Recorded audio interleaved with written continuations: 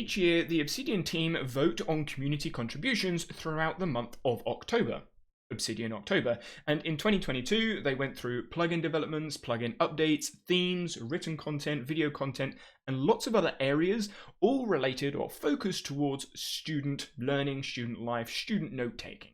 There are prizes for the winners and runners-up, so I thought I'd go through the runners-up and winners of each category for 2022. For the new plugin category, in third place was Numerals, Obsidian plugin. And what this allows you to do is if you add a math code block, you can actually do maths. So lemon is $3, sugar is $2, water is 0. And then when you do the calculation, so total cost, lemon plus sugar plus water, it will actually generate the number. The same with this and this. And when you actually go to math text, I don't do math anymore, but you can do all of this complicated stuff. What I've done is brought in the example, and then when you render it, so I've changed from the source mode to the preview mode, you can see we've got the calculations on the right. So it's at $5, and what that's done is gone 3 add 2 equals 5. And then down the bottom, we've got all the other calculations, and then this complicated math that I don't fully grasp. Here you can customize the settings. I think this is very useful for those that want to do maths inside of Obsidian. Personally, not a use case for me, but still a very nice plugin. In second place was Strange New Worlds of Networked Thought, and this mimics the block counter from tools like Logseek and Roam Research, and this is actually a second iteration or second version of this type of plugin inside of Obsidian, and this is one that I use actually quite a lot. Inside of the settings, you can customize the headings, the outgoing links, the incoming links from block IDs, and lots of other settings with embeds as well. And what this does is it adds a number next to anywhere that's been linked. So this heading's been linked 3 times, and it will show me in like a page preview hover, but if I click on the 3 dots, it then brings up the side window of the Strange New Worlds, and I can see exactly where Demo Vaults, the heading, has been referenced. So it's been referenced in a daily note page, and it's been referenced in Numerals twice. And when I click on one of these locations, it takes me to that place. So you can see link Demo Vault, that's the heading link. And we've got the 3 on it because that's the heading reference. So we've got all those 3 places again, and then we can find where it is. But in first place, we have the Projects plugin. And this creates projects either inside of a folder or using a data view query. And it will then surface all of the files either in the folder or in the query.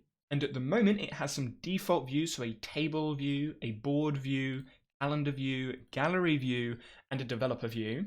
Many of the views working as you would expect, being able to drag cards across inside of the board view, being able to change the week view to 2 weeks, to month view inside of the calendar, and then inside of the gallery add images and drag things around.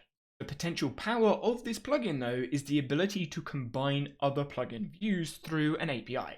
In simple terms, you can make lots of different views inside of this projects plugin. So if we go to add a view, you can see database folder already has an option to add a database folder view inside of projects. So add view.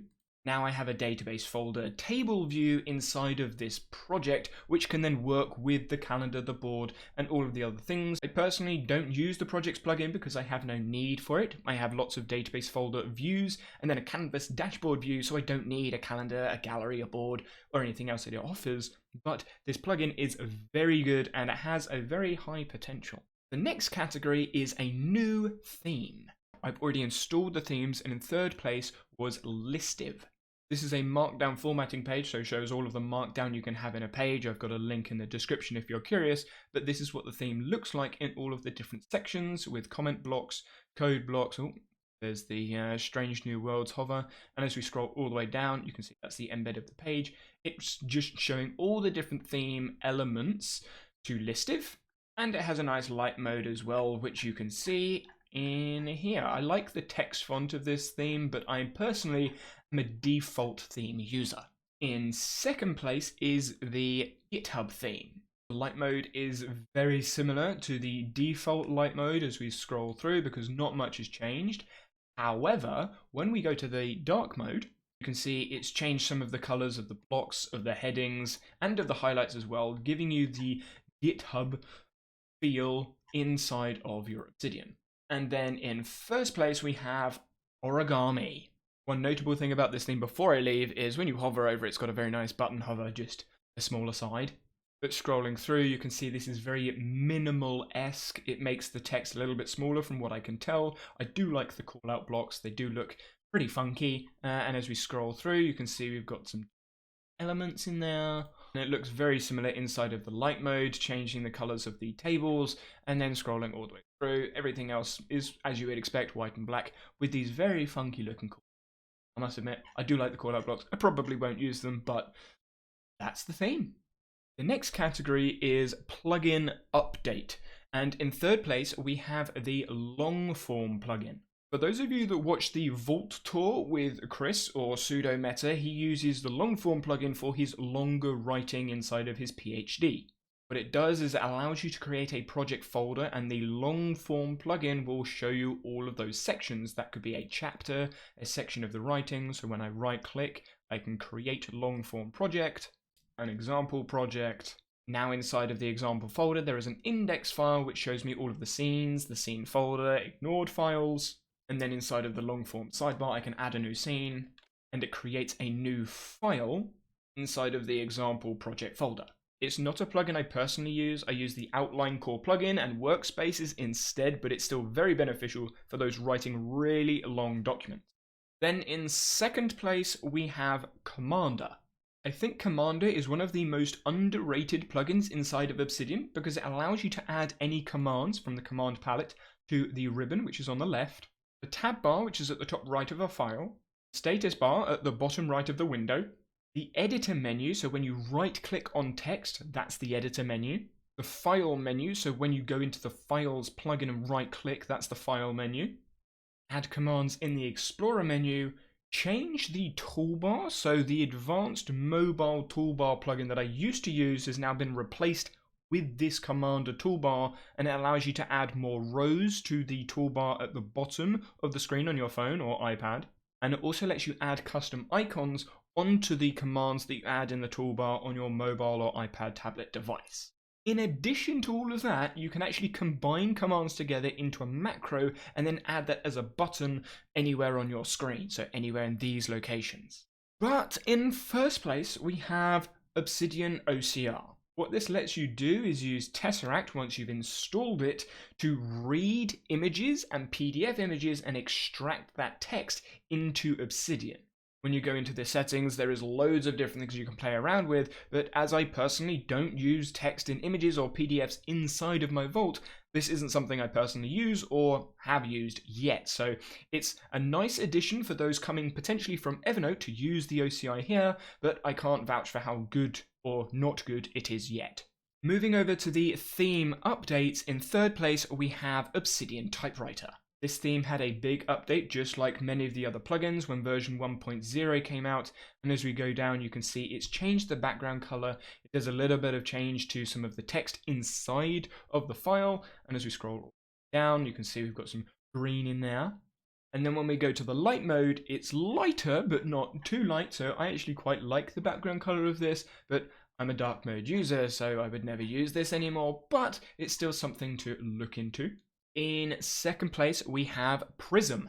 Now, Prism is one of the themes that actually uses a community plugin called Style Settings. And when you go to Style Settings, you can see we've got Supercharged Links, another community plugin, Numerals, which is that plugin we spoke about earlier.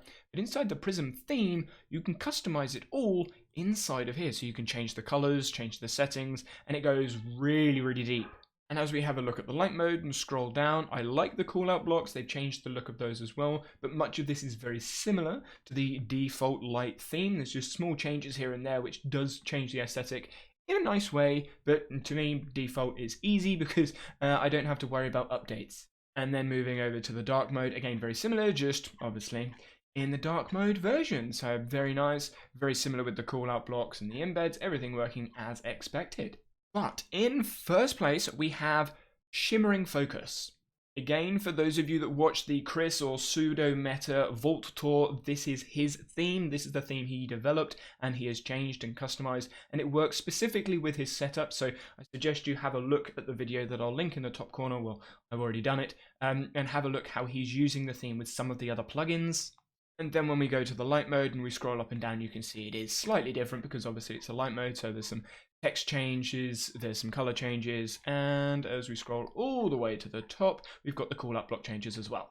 Moving on to the written content, in third place we have an article called The Atoms of Obsidian by Sam. And this is a very nice short introduction article into how to use network notes inside of Obsidian. In second place, we have an article focused on how to boost your productivity, specifically for scientific research, by Leonardo. This article does a very good job explaining how Zotero can be used, other research-specific tools can be used, as well as linking, tagging, folders, maps of content, all of that sort of stuff inside of Obsidian specifically for research. But in first place, and the author of the Obsidian Roundup newsletter, which I highly suggest you subscribe to, is Eleanor. She discusses her note-taking method in a very long document, the process of going from Readwise, Twitter, Obsidian, all the things you can imagine inside of note-taking. This document covers it. This article just does a really good job explaining how she uses Obsidian in lots of different ways and the reasons behind the way she uses it as well. So a very worthwhile read. Moving over to the Demo Vault section, and in third place, we have the Academic Knowledge Management Vault from Chris, which mimics much of the information in the academic research-focused blog, but this time showing the vault and having all of the information inside of a downloadable vault, which all the links will be in the description below. Then in second place, we have the Miss W template vault. As it is a Vault download, it comes with all of the community plugins and settings configured already, alongside the theme as well. You can see what theme that they're using, and all of this has the information in the Vault explaining how they use it with icons and everything. It's really interesting to explore how this person has used Obsidian for their own use case. And then in first place, we have the Obsidian Theological Studies Vault. Now, this is by far the largest vault in this. You've got 16,566 files, so it does take a little bit of time to download and can take a bit of time installing some of those files as well. But when we click on the button tour, you can see it's loaded a workspace with some main file tabs in there with a note to the side which you can navigate using buttons. So the workflow and the created vault is very nice, using the buttons to navigate and move around the vault rather than having to use your traditional Obsidian work with tons of files all about what I would assume is the Bible and everything underneath. I haven't explored all of the files because there is a lot of them, but definitely a vault worth having a look at. Moving on to the video content category, there were 4 entries because there was a student recommendation. In third place, we have the How and Why to Set Up a Knowledge Base, PKM Basics, by DJ Lensing. I actually watched this video before I realized it was a submission to Obsidian October, and what they go over is a very nice way of explaining how Knowledge Vaults, PKM, comes from history and has moved into the modern era, so definitely worth a watch. In second place, we have a video from Marcel talking about how to turn your note-taking system into a lifelong learning workflow. Now, there are obviously going to be differences, and my own personal workflow is very different from this, but it's a nice example video of how to learn through Obsidian. Then we have the student recommended video from Hayden. I've actually spoken to Hayden on a podcast episode fairly recently, and this video goes over how to use Obsidian for school-specific workflows and life. And the winner for the video contest was myself with the video from the version 1 update. It's an hour and 12 minutes talking about all of the updates from version 1, but I don't want to end it there because I don't know if this was counted towards my submission, but this video was part of a playlist, Obsidian onboarding playlist, where throughout the month of October, I added in videos such as workflow videos, plugin videos, vault videos, and have recently been adding some shorts to it as well with some of these smaller hidden plugins you may not be aware of. And that brings me nicely onto my Obsidian onboarding course. You can find a link in the description below, which is a written course of all of the information I know about Obsidian written up on an Obsidian published site. Obsidian videos get outdated rather quickly with the speed at which Obsidian develops, especially with the insider builds. Then you have the community plugins which come out faster than I can make videos for, so all of that information is updated and kept as up to date as I can inside of the course. And then my own personal workflow and use changes day by day, and it's easier to update a course with written content than it is to create a brand new video each time that gets outdated. So that is where my personal workflows are also shared. For more information on the course, check the stuff in the description below.